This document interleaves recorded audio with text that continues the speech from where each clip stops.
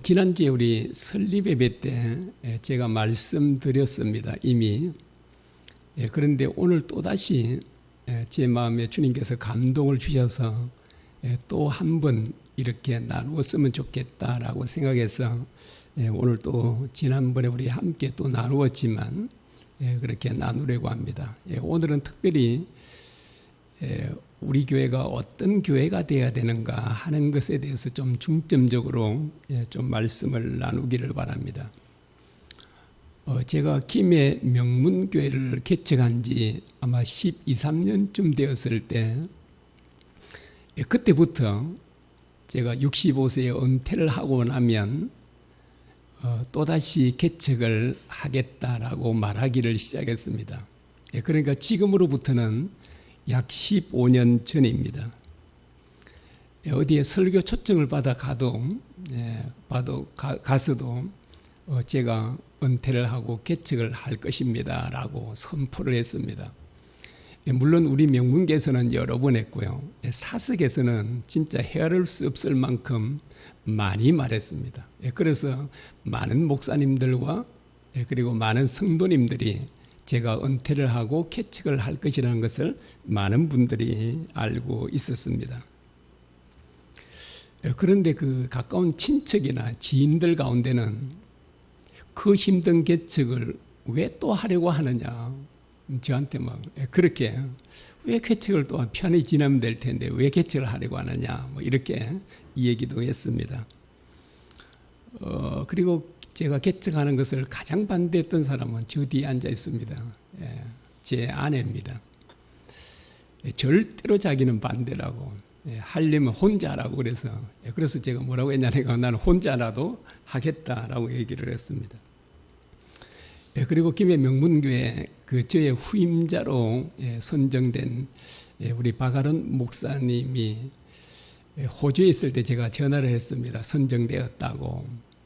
그리고 이제 나는 개척하러 갈 것이다, 떠날 것이다 라고 하니까 안 된다는 겁니다. 제가 떠나면, 개척하러 떠나면 오지 않겠다라고 해서. 그리고 자기는 가족 같은 교회를 세웠으면 좋겠다라고 얘기를 하면서 한사코 못 가게 하는 것입니다. 저를 설득해서 어쨌든 제가 개척하러 가지 않겠다라고 했습니다. 그래서 이제 제가 개척에 대한 마음을 접고요. 마음을 접고 집에서 편안하게 지낸 겁니다. 이제 그 첫 주만 1, 2부 설교하고 나면 다른 시간들은 전부 다 뭐 여유가 있잖아요. 제가 아주 좋아하는 게 바둑인데요. 그래서 이제 뭐 첫 주만 설교 준비하고 한 번 하면 되니까 다른 거는 모든 건 이제 후임자 목사님이 하니까 제가 날마다 인터넷에 들어가서 바둑을 떴습니다. 바둑 공부도 하고. 그러니까 바둑도 좀 늘어나고 그래서 이제 지내면서 아주 마음이 진짜 편안하기도 하고요. 이렇게 지금 바둑이나 뜨면서 남은 삶을 살면 좋겠다, 이제 그런 마음도 이제 들었습니다. 그렇게 이제 지난 지 한 8개월째가 됐을 때요. 은퇴한 지 8개월째죠. 그때가 2001년도죠. 2001년도 10월 달경입니다. 그 2001년 10월 달경에 제가 말씀을 묵상하고 있을 때 서대반 집사를 통해서 주님께서 제게 큰 깨달음을 주신 겁니다. 그래서 이제 제 마음이 이제 이런 마음이 되는 겁니다. 집사도 순교까지 하면서 복음을 전하는데 목사인 나는 바둑이나 뜨고 있으니 정말 한심하지 않은가?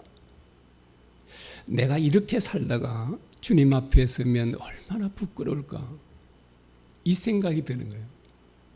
자, 이것을 주님께서 저를 깨우쳐 주시자 그 즉시부터요. 그날부터 그 좋아하는 바둑을 일절 두지 않는,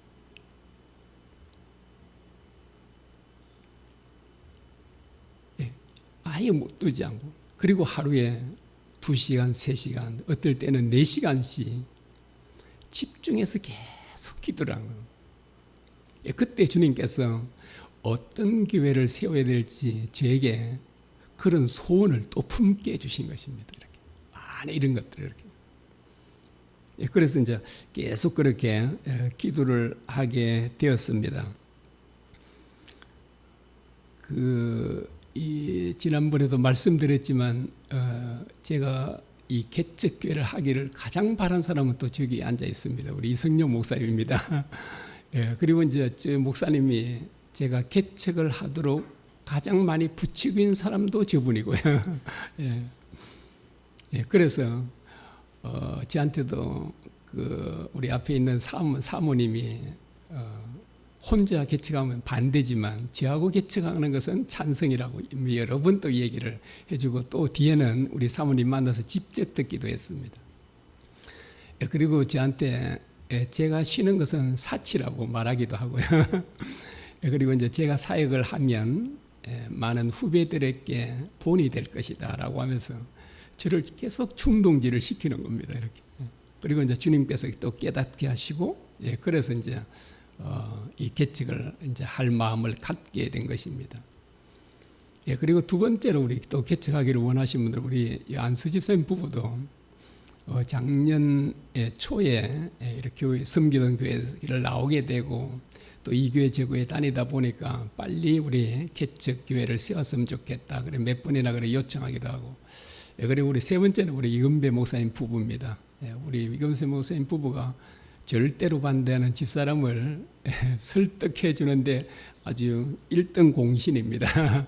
그래서 이제 같이 우리 하자라고 하니까 집사람도 굉장히 마음이 누그러지기도 했습니다.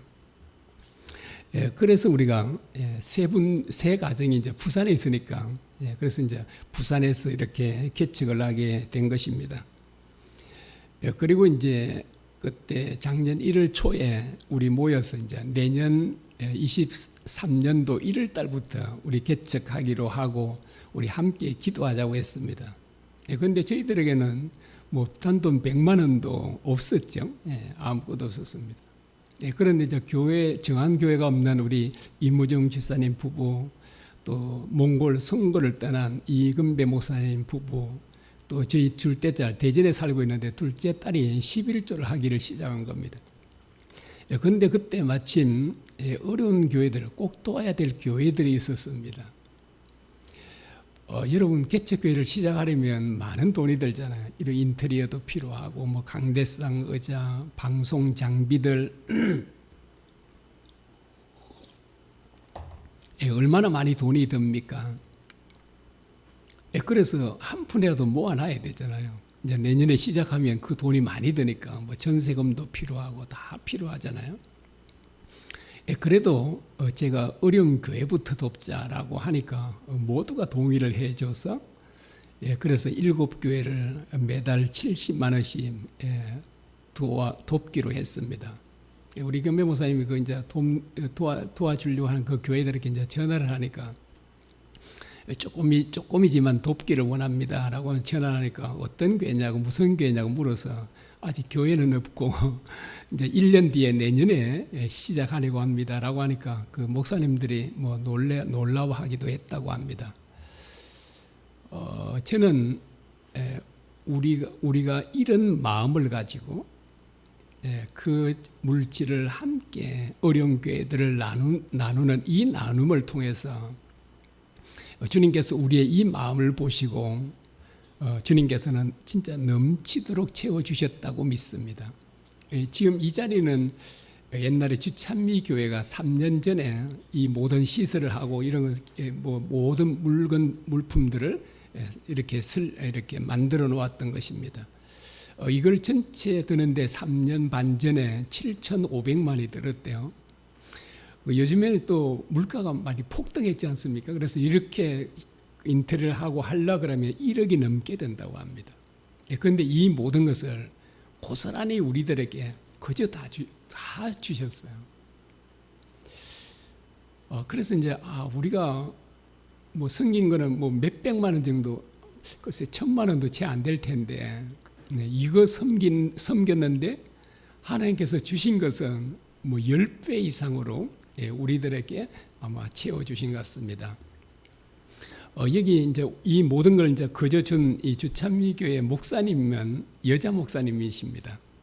그런데 그 여자 목사님이신데 저는 이런 목사님을 만나지 못했습니다. 아마 저 같아도 다 이 많은 걸 공짜로 주지 않을 것 같아요. 얼마라도 받을 것 같거든요. 그런데 정말 아낌없이 다 주고 가셨습니다. 몇 가지 필요한 것만 우리가 구입을 했을 뿐입니다. 그래서 참 대단한 믿음을 가진 목사님임을 보여주고, 그리고 그 아들 전도사님인데 그 아들도 정말 착하고 정말 좋은 그런 전도사님인데, 이번에 이제 여기서 저 사직동 쪽으로 이제 그렇게 갔는데요. 한 50억이 넘는 교회를 이렇게 사서 정말 잘 꾸며놨습니다. 그래서 우리가 우리 목사님들과 함께 가서 보았는데 너무나도 잘 꾸며놨더라고요. 그래서 정말 그 교회가 더욱더 잘 되기를 우리는 그렇게 함께 기도하고 있습니다. 그리고 이 주찬미 교회 여기에 있을 때 우리가 이제 이것을요, 그 하루 정도요, 하루도 안 되는지 모릅니다. 하루도 안 되는지 모르는데 하루만 늦었어도 이 교회를 우리가 얻을 수가 없었습니다. 왜냐하니까 다른 분이 또 왔었다 하더라고요. 그런데 우리에게 이제 약속해서 다른 분에게 넘겨주지 않고 해서, 그래서 우리 이성녀 모사님이 제가 대전에 있을 때 전화가 와서 당장 그 다음날 내려와서 이 계약을 해서 이제 저희들이 이렇게 받게 된 것입니다. 그런데 또 놀라운 사실이 있는데요. 이 장소와 시간도 우리가 원하는 대로 된 겁니다. 우리가 원래 우리가 좀 간절히 바랐던 이 장소가 있으면 건물이 있는데, 여기 건너편, 큰 길 건너편 아마 직선거리로는 한 300m쯤 될 겁니다. 그걸 얻으려고 우리 기도를 하고 있었거든요. 근데 그걸 안 주시고 이걸 주셨는데, 근데 그보다 우리가 이제 얻고 보니까 훨씬 더 이곳이 좋았습니다.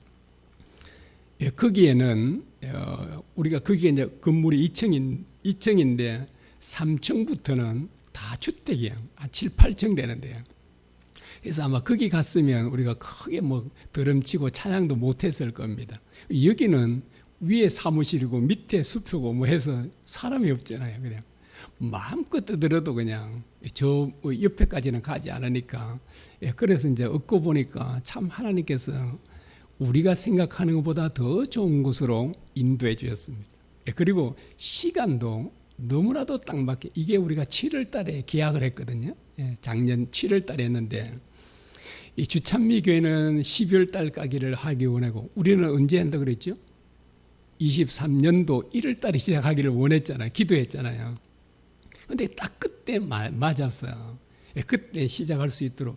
그래서 정말 하나님께서 우리를 인도하실 때 한치의 오차도 없이요, 너무나도 이렇게 정말 우리에게 순탄하게 바로 인도해 주셨습니다. 그 코로나를 지내면서 우리 한국교회가 많은 지탄을 받았지 않습니까? 그래서 뭐 우리 한국교회에 대한 신뢰도가 엄청나게 떨어져 있습니다. 그래서 지금 우리 한국교회는 전도하기가 굉장히 어렵다고 합니다. 너무나도 이렇게 우리가 국민들에게 실망을 줬기 때문이죠. 그리고 대출도 2배로 올라서 어려움을 당하는 교회들이 많고요. 또 그리고 작은 개척교회들은 문을 닫는 곳이 속출하고 있다고 합니다. 그리고 사람들은 말하기를 요즘이 가장 개척하기가 어려운 때라고 합니다. 그래서 이제 사람들이 왜 이런 어려운 때에 개척을 하느냐, 이게 지금 달세도 많고 이런 것들을 어떻게 감당하려고 이렇게 하느냐, 이렇게 염려한 분들도 있기도 했습니다. 그러나 제가 이 어려운 때 왜 개척을 하려고 했는가라고 하는 것인데요, 제가 생활비가 부족해서 그랬을까요? 그래서 그렇지 않습니다. 제가 명문계에서 주는 생활비만으로도 충분히 우리는 살 수 있습니다. 그래서 우리 지금 4명의 교육자 가운데 3명은 완전 무사례로 평신도처럼 섬깁니다. 그리고 앞으로도 그렇게 섬기겠다고 했습니다. 뭐 교회가 크고 재정이 넉넉해도 우리는 평신도처럼 우리 돈을 써가면서 이렇게 하려고 합니다. 개척을 함으로써 우리는 돈이 더 많이 들잖아요. 개척을 안 했으면 돈도 더 안 들 텐데. 그런데 왜 이런 힘든 개척을 하려고 하는가라고 하는 것입니다. 그래서 저는 그 이유를 지금까지 몰랐습니다. 그 이유를 안 것이 바로 3주 전에 알았습니다. 제가 3주 전에, 그 3주 전에 비로소 그 이유를 깨달아 알게 됐는데, 근데 그 이유가 제가 왜 이렇게 이처럼 개척하고 싶어 했는지를 성경에 기록되어 있는 걸 보았습니다. 제가 그걸 보고 얼마나 진짜 신기하고 놀랐는지 모릅니다. 우리 아까 이제 본 말씀이죠. 빌립보서 2장 13절입니다. 너희 안에서 행하시는 이는 하나님이시니 자기의 기쁘신 뜻을 위하여 너희에게 소원을 두고 행하게 하시나니라고 합니다. 하나님께서는 자기 기쁘신 뜻을 이루기 위해서 어떻게 한다고요? 우리 마음에 소원을 갖게 해주신다고. 소원을 주신다고. 여러분, 저는 이 말씀을 오래전부터 잘 알고 있는 말씀이 아마 여러분도 잘 알고 있을 것입니다. 그런데 이 말씀이 제게 주신 말씀인지는 전혀 몰랐었어요. 그래서 3주 전에 이 말씀이 비로소 제가 왜 그처럼 이 개척교회를 하려고 했는지를 이제 비로소 알게 된 겁니다. 그래서 하나님께서 15년 전에요, 제 마음에 개척에 대한 그 소원을 품게 해주신 것입니다. 그래서 수많은 사람들이 반대했잖아요. 그렇게 가장 가까운 아내도 반대를 하고. 그런데도 왜 제가 하고 싶어요? 심지어는 그러니까 제가 이 말씀을 보면서 이제 이런 생각도 들었습니다.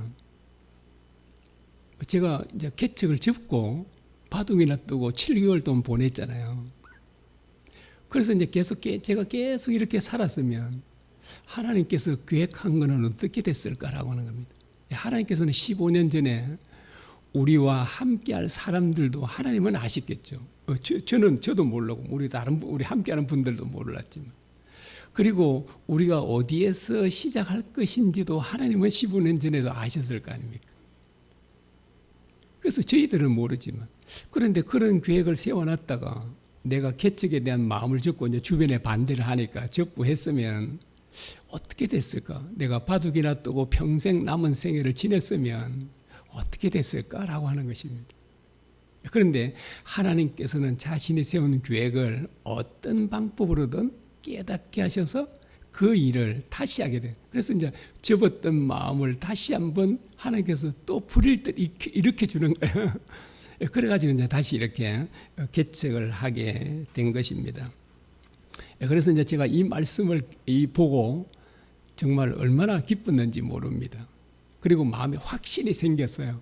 어떤 확신이냐니까, 우리 부활 소망교회는 하나님께서 세운 것이 분명하구나, 이 확신이 드는 거예요. 그러니까 지금 뭐 개척할 때가 아니라 그러잖아요. 너무 어려운 때지만, 그렇지만 제 마음에는 아무런 염려가 없는 것입니다. 왜냐하니까 하나님께서 세우셨으니까 하나님께서 책임져 주실 거잖아요. 하나님께서 인도해 주실 건데 우리가 염려할 게 뭐가 있겠습니까? 모든 걸 맡기면 되겠죠. 그리고 지금도 이렇게 우리에게 필요한 모든 것도 하나님께서 이렇게 주셨지 않습니까? 그러면서 이제 제가 지난 1년 동안 뭐 2-3시간, 때로는 4시간씩 하루에 매일 그렇게 이제 기도하면서 하나님께서 제 마음에 또 소원을 주신 게 있습니다. 어떤 소원이죠? 자, 이 교회가 어떤 교회가 되었으면 좋은지를 주님께서 그 제 마음의 소원을 주셨습니다. 그리고 이제 그 주신 소원을 이미 우리 정관에도 기록되어 있고 우리 또 함께 나누기도 했습니다. 그래서 우리 정관을 살펴보면 더 구체적으로 많은 것들이 기록되어 있습니다. 그래서 이제 오늘은 그 3가지만 그 제 마음에 주신 소원을, 이렇게 주님께서 주신 소원을 함께 나누기를 바랍니다. 첫째는요, 형제를 위해서 목숨을 버리자 합니다. 여러분 처음 들을 때 어떤가요? 가능하다고 생각합니까? 가능 안 하다고 생각합니까? 형제를 위해 목숨을 버리자? 주님께서는 말씀했잖아요. 너희가 서로 사랑하라. 어떻게 해요? 내가 너희를 사랑한 것처럼 사랑하라 그러잖아요. 주님께서 우리를 어떻게 사랑했습니까? 목숨 바쳐 사랑했잖아요. 그렇게 사랑하라고 그러지 않습니까? 가능합니까? 제 마음에 주신 소원이에요. 그 작년 9월 달부터죠. 작년 9월부터 제 사이가 2명 있잖아요. 제 사이를 위해서 제 목숨을 바칠 수 있겠다는 마음이 들었습니다. 그런 마음이 들고요. 그리고 이제 우리가 개척하려고 하는 이 부활 소망교회 성도들을 위해서도 제 목숨을 바칠 수 있겠다는 생각이 들었습니다. 제가 종종 얘기했죠. 주님처럼 형제를 사랑할 수 없다고 생각하는 사람은 그것이 그 사람의 믿음이기 때문에 그 사람은 할 수가 없습니다. 그런데 저는 할 수 있다고 생각하거든요. 그래서 저는 그런 생각을 가지고 있기 때문에 그 생각이 믿음이잖아요. 제 믿음이니까 저는 주님 말씀대로 새 계명을 지킬 수 있습니다. 그래서 이제 작년 9월부터 그 마음이 생기는 거예요. 지금까지 지금 목회 오래 해오면서 그런 마음이 든 적이 없었거든요. 그런데 제 마음에 우리 사이들을 위해서도 딸들은 당연하잖아요. 그리고 부활 소망교회 성도들 위해서도 제 목숨을 바칠 수 있겠다는 마음이 들었어요. 그래서 제가 우리 여기에 함께하는 분들하고 기도하고 할 때 제가 나누었습니다. 그리고 이걸 우리 김해 명문교회 가서 설교할 때도 제가 나누었습니다. 제가 선포를 했어요. 어떻게 자기 목숨을 바칠 수 있을까? 그런데 제가 이제 이 선포를 하고 이 생각을 가지게 되자 어떤 희생도 할 수 있다는 마음이 생겨지더라고요. 그래서 어떤 것도 얼마든지 할 수 있는 것이. 그리고 요한일서 3장 16절에 보면 이렇게 말합니다. 그가 우리를 위하여 목숨을 버리셨으니 우리가 이로써 사랑을 알고 우리도 형제들을 위하여 목숨을 버리는 것이 마땅하니라 라고 합니다. 여러분 우리가 형제를 위해서 목숨을 버리는 것이 마땅하다고 하잖아요. 그런데 사람들은 성경의 가르침은 안 된다고 생각하는 거예요. 여러분 안 되는 것을 주님께서 우리에게 말씀해 주실 리가 없잖아요. 우리도 그 아이들에게 3살짜리에게 20kg 쌀 한 포대를 가져와 합니까? 못 하잖아요. 우리가 아는데 우리도 인간인 우리도 그걸 아는데 주님께서 우리가 할 수 있을지 못할지 다 아시잖아요. 다 아시는 분이 우리에게 못할 걸 시키겠습니까? 절대로 그런 법은 없잖아요. 형제를 위해서 목숨 버리는 것이 너무나도 마땅하다고 합니다. 왜요? 그 이유는 주님께서 우리를 위해서 목숨을 버려주셨기 때문이다 라고 하는 겁니다. 그래서 우리 동역자들과 함께 모였을 때 제가 그랬습니다. 우리 형제를 위해서 목숨을 우리 버리자고 했습니다. 그래서 하여튼 어쨌든 동의는 다 했습니다. 이게 다 동의한 거죠. 다 동의 다 했죠.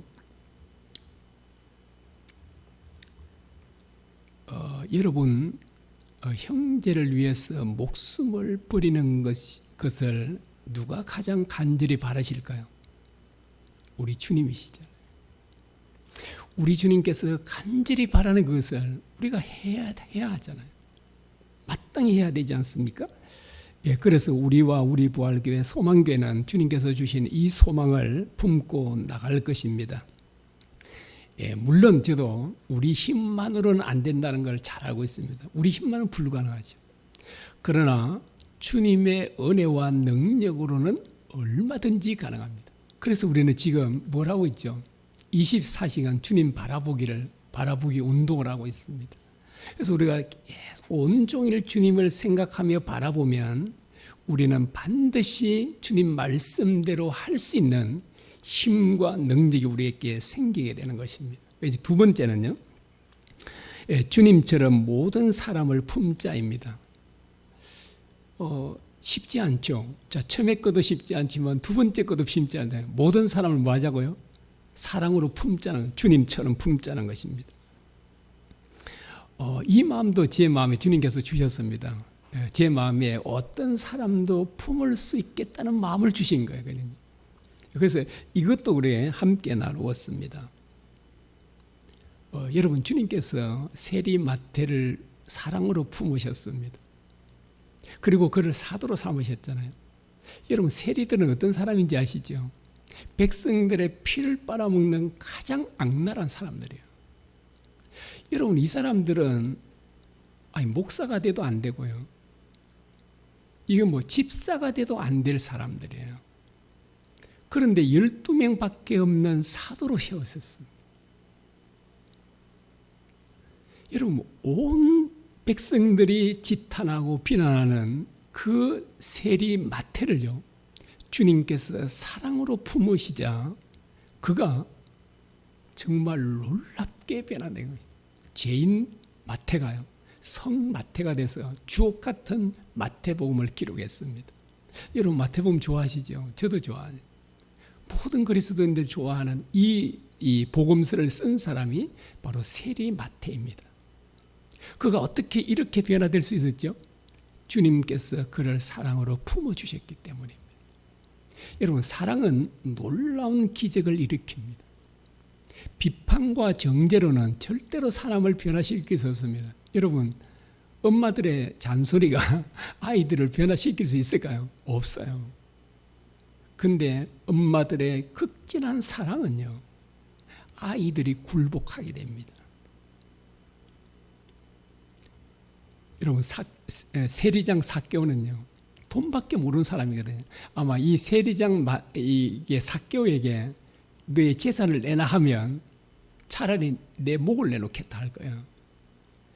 절대로 자기 재산을 내놓을 사람이 아니거든요. 그런데 예수님을 마음에 영접하니까 그렇게 악착같이 움켜쥐고 있던 재산을, 전 재산을 내놓는 거예요. 가난한 사람들에게 주는 겁니다. 어떻게 그런 사람이 됐죠? 바로 주님께서 그를 사랑으로 품어주셨기 때문에. 저는 우리 주님에게 이런 주님을 보고요, 제가 주님께 정말 그 주님의 매력에 반했습니다. 그래서 정말로 제가 주님을 닮고 싶은 거예요. 주님처럼 저렇게 할 수 있다면 얼마나 좋을까. 그래서 제 마음에도 마음에 결심하고 또 주님께서 주신 마음을 가지고 정말 어떤 사람이 오든 어떤 영혼이든 품어줘야 되겠다.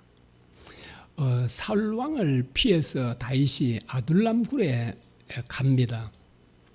그때 환난 당한 자, 빚진 자, 마음이 원통한 자, 갈 곳이 없는 그 사람들이 400명가량이 몰려옵니다.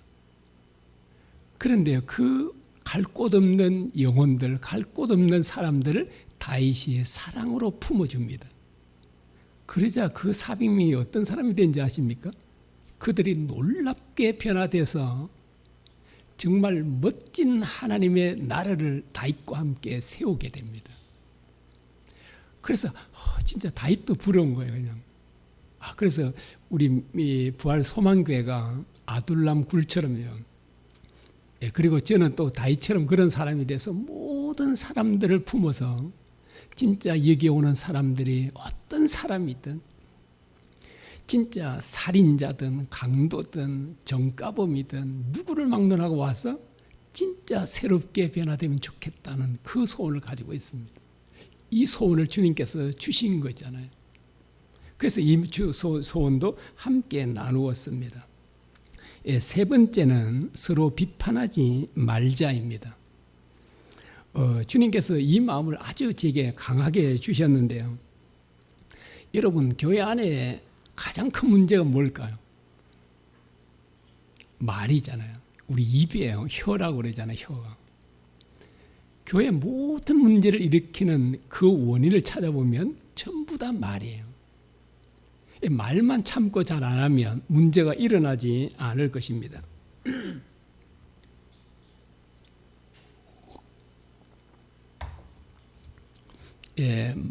말로 우리가 화목을 깨뜨릴 때가 얼마나 많습니까? 주님께서는 자기 목숨을 바쳐서 우리를 하나 되게 하시고 화목하게 했지 않습니까? 그런데 우리가 그 화목을 깨뜨린다면 우리는 주님의 그 희생을 헛되게 하는 것입니다. 여러분, 이보다 더 큰 죄가 있을까요? 여러분, 주님께서 생명을 바쳐 우리를 하나 되게 하고 화목하게 하셨는데 이걸 깨트린다? 이거는 정말 있을 수가 없는 일이잖아요. 그런데 사람들은 너무나 또 예사로 하는 거예요. 그 예사로 함부로 말하잖아요. 이거는 어떤 증거인지 아십니까? 주님을 믿는다고 하지만 실제로는 안 믿기 때문에 그렇습니다. 여러분, 만왕의 왕이신 주님을 우리의 주인으로 왕으로 모시는 사람이 함부로 말할 수 있습니까? 여러분, 목사인 제가 여러분 집에 가도 여러분 큰 소리로 싸우지 않을 거잖아요. 조심할 거잖아요. 저 같은 사람이 가도 그런데 주님께서 언제나 우리와 함께 하시고 우리 안에 임재 계시는데 그분을 모시고 있는데 우리가 함부로 말하고 다툰다, 큰 소리를 낸다? 이거는 어떤 증거냐면 믿지 않기 때문에요. 우리 안에 주님이 계신다는 것을 믿지 않기 때문에 그렇습니다. 심각하잖아요. 온갖 비판을 당하면서 험담을 당하면서 나는 예수님 믿으니까 구원을 얻는다. 천만의 말씀이에요. 앞에 제가 잠깐 말씀을 드렸었잖아요. 예수님을 믿는다는 말은 그분을 우리의 주인으로 왕으로 믿는다는 말이잖아요. 여러분, 종들은 주인의 말에 절대 복종합니다. 내 맘대로 내 뜻대로 산다고요? 이거는 있을 수가 없는 얘기예요. 그런데도 우리는 예수님을 믿는다고 이렇게 말하고 있다라고 하는 것은 정말 우리가 잘못된 믿음을 가지고 있고 예수님을 믿는다는 이 말을 잘못 오해하고 있는 겁니다. 예수님을 믿는다는 이 말은 다르게 말하면 어떻게 표현된다고요? 예수님에게 순종한다, 이 말입니다. 주님께서 말씀하신 거 보세요. 하나님의 가족이 되는 것도 하나님 뜻대로 행하는 자라야 된다 하고 하나님의 나라에 들어가는 자들도 하늘에 계신 내 아버지의 뜻대로 행하는 자라에 들어간다 그러잖아요. 그런데도 어떻게 자기 마음대로 자기 뜻대로 살고 온갖 비판과 정죄를 일삼으면서도 나는 예수님을 믿으니까 천국에 간다. 이거는 천만의 말씀입니다. 그 사람은 못 갑니다. 그래서 우리가 성경을 진짜 바르게 아는 것이 정말 중요합니다. 그 야고보서 4장에 보면요, 형제를 비판하거나 판단하는 것은 하나님의 자리에 앉는 것과 같다고 합니다. 여러분, 누가 하나님 자리에 앉으려고 했죠? 사탄이잖아요. 그래서 형제를 비방하고 판단하는 것은 사탄과 같은 사람입니다. 나중에 집에 가서 한번 야고보서 4장을 한번 살펴보십시오. 분명히 그렇게 말씀하고 있습니다. 그래서 이렇게 말합니다. 너는 누구에게 형제를 비판하고 판단하느냐라고 말해주고 있습니다. 여러분, 우리에게는 형제를 사랑할 자격은 있지만 형제를 비판할 자격은 없음을 우리가 기억해야 합니다. 그래서 제 마음에 이제 어떤 마음까지 우리 같이 다 이미 나눈 말이지만은 이제 우리 부활 소망교에서 형제를 비판하고 험담했다. 그러면 여하튼 저는 꼭 해보고 싶은 마음이 있어요. 안 될지도 모르지만 일주일 동안 교회 문을 닫으려고 합니다. 예배 드리지 않고 각자 집에서 우리가 한 사람이 그래도 우리 온 성도들이 집에서 각자 진짜 회개하고 일주일 지나서 돌아와서 예배 드리도록. 여러분, 예물을 드리려다가 형제께 원망들을 많이 있으면 화목하지 못하면 어떻게 하라고요? 그 예물을 제단 옆에 두고 가서 화해하고 와서 드리라잖아요. 화해하지 않고 드리는 예물은 아무 소용이 없기 때문에 그렇습니다. 그래서 우리가 예사로 형제를 비판하고 험담하면서 하나님께 나와서 예배 드리는 그 예배를 하나님께서 받으시겠습니까? 그래서 제 마음에는 정말 저 자신부터 우리 주님의 말씀대로 정말 한번 살아보고 싶은 거예요. 여러분도 그런 마음이 있으시죠? 정말 주님 말씀대로 한번 살아보고, 비판하지 말라라고 하면 정말 비판하지 않는 사람이 되는 거예요. 형제를 내가 너희를 사랑한 것처럼 서로 사랑하라고 하면 진짜 목숨을 다해 한번 사랑해 보는 것. 이것이 주님께서 제 마음에 소원으로 주신 말씀들입니다.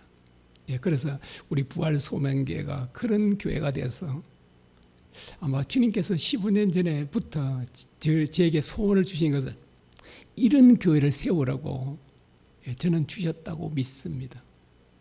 그래서 우리가 우리 교회도 그렇고 우리 한국교회를 위해서도 우리 기도해서 우리 모두가 정말 예수님을 바르게 믿는 사람들, 정말 주님의 말씀이라면 어떤 말씀이든지 완전하게 순종해서 주님께서 모든 것들을 너희가 구하는 것들은 다 줄 것이다 하는 말씀이 실제로 우리 삶 가운데 이루어졌으면 참 좋겠습니다.